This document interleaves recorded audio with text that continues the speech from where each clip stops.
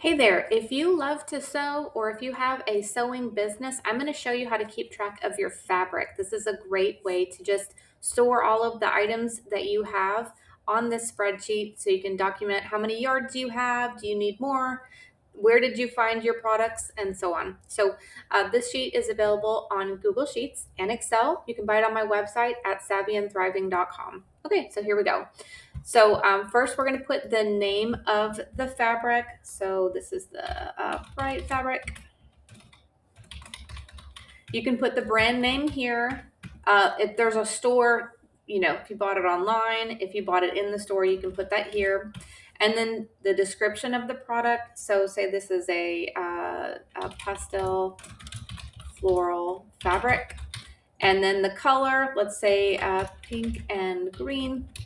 The cost per yard, and then you can put the content, and then the width in inches, the length in inches, and this will calculate your total yardage based on the length. And then what plans do you have for the item? We could say we're going to put this in a quilt.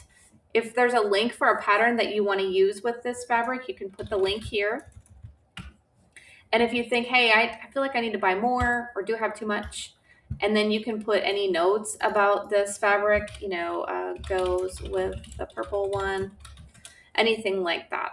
So this is a super simple sheet to use. I have tons of other sheets that can help you with any hobbies that you have, anything from sewing, quilting, crocheting, lots and lots of things. Feel free to take a look around at my website. I have over 400 sheets that can help you to stay organized. From your hobbies, from organizing your home, your business, your budget, and so on. Let me know if you have any questions, and I hope you guys have a wonderful day.